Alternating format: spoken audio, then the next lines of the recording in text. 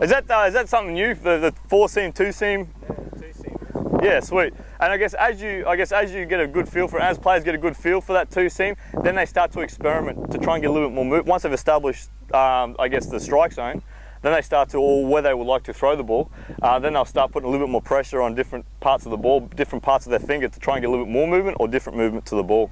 All right. Now, before we go on to, I guess, the change-up and the curveball grip, general philosophy, I guess, with your 4-seam grip and your 2-seam grip, so all your fastballs, or all the time, anytime you throw on the field, okay, I guess your social finger and your index finger, all right, go to the top of the ball. Now, I guess if I spread my fingers further apart, am I going to have more velocity or less velocity?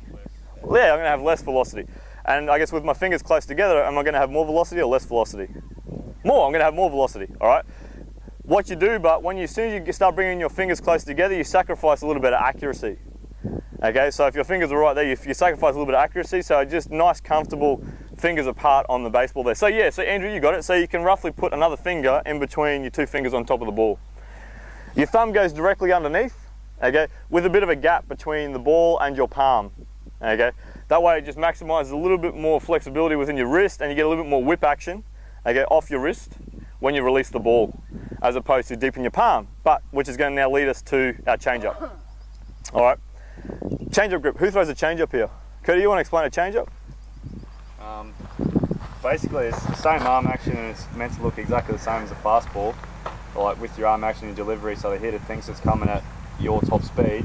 But by taking your main finger off it, you lose a little bit of velocity, so it should look exactly the same as a fastball and come out almost the same as a fastball, but be a bit slower. So either a 3-finger change, so that one, it's a bit harder to control, but it's still getting the main finger off the ball, or OK is probably the easiest. It's called OK because that's what it looks like. So it's by taking your main finger off the ball and using your next 2 to sort of control it. So it's just taking some miles off the baseball really when it's meant to look like a fastball. Yeah, no, sweet, that's good stuff, that's excellent. Good stuff, mate. So just to recap with Kurt, so I guess the ball's going to be a little bit deeper in your palm. I guess what is a change-up? I guess let's establish that first. Yeah, it's an off-speed pitch. I guess what are we trying to make this pitch? It's a deceiving pitch. What are we trying to make this pitch look like? Get the hitter out front. Yeah, the change-up is supposed to look like a fastball, except for when it gets closer to the contact zone, it becomes a lot slower and it might die a little bit. Yeah. So by having that in mind, yeah, you're going to have, I guess, the ball inside, like deeper in your palm a little bit. And now instead of throwing with your index finger and social finger, you're actually throwing with your ring finger and your social finger. This is a starting point. Okay. So once again, this is a starting point. We're going to go through those 2. We're going to go through the OK and the 3-finger change. Okay, so the OK change up. I guess if you go OK with your hand and then pretty much just put the ball straight over the top of it, there's your OK. That's what OK for OK change.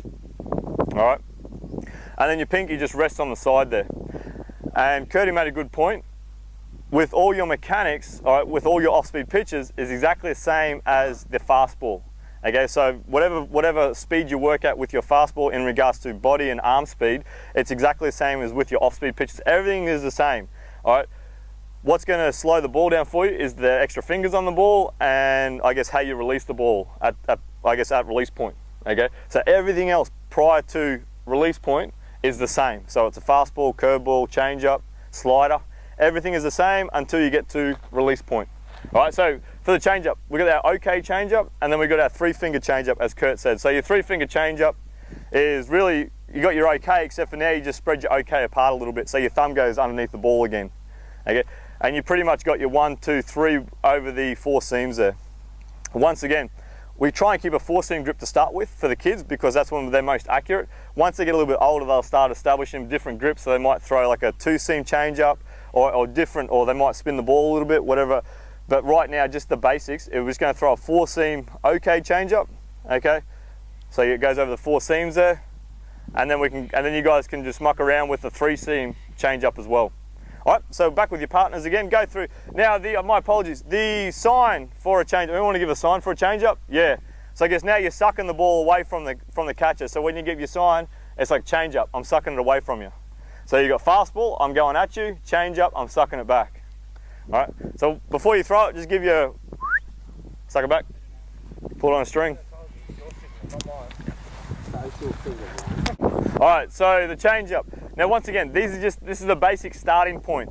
I guess just to advance a few guys just a little bit, I guess within the change-up. So I guess what some pitchers like to do within the change-up, Kurt, do you have any cues or anything when you throw your change-up, or you just grip it and throw it?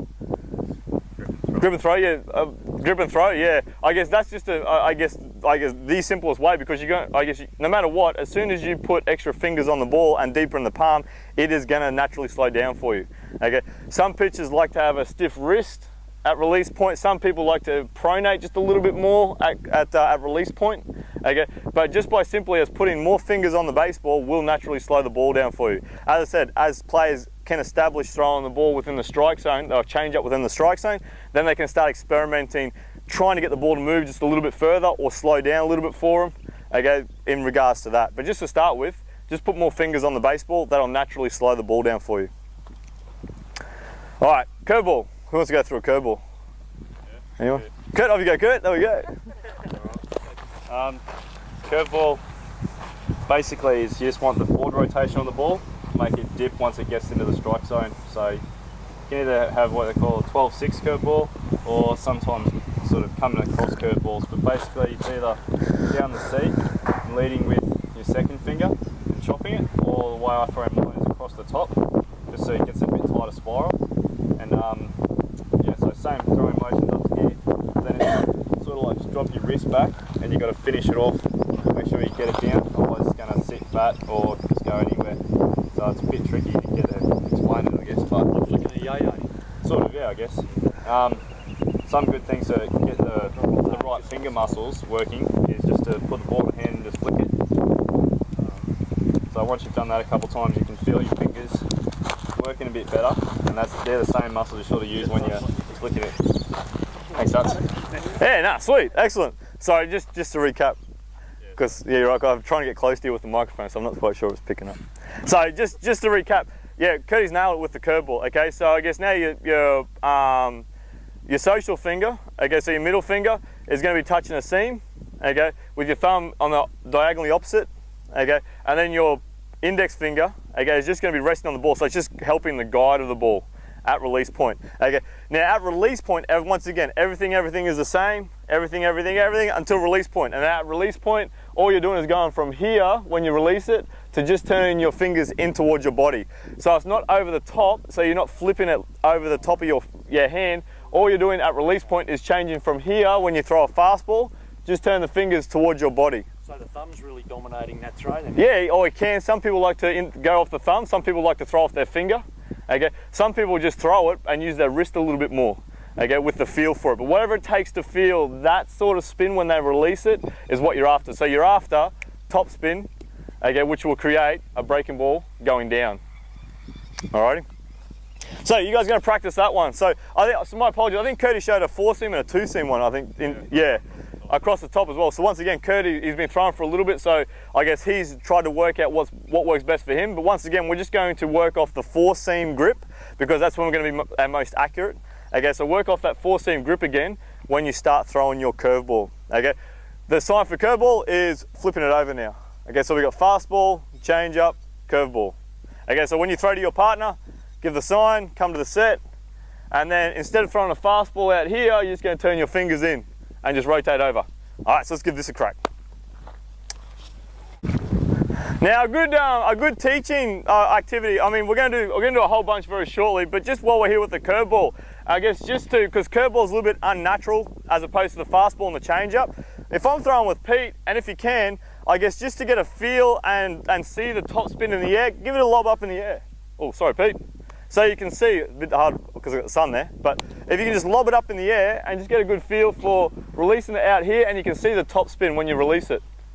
Hey, I guess if you guys want to, see what Paul and Rick are doing, just guys stay there. I don't mind this exercise, because it just simplifies this motion here. So it's like your throw program, except for there's no movement involved, it's just all you're worried about is just flicking your wrist over. Everything's all nice and simple. So if you want to give that a go, just to get a feel for, I guess, your fingers over the top of the ball,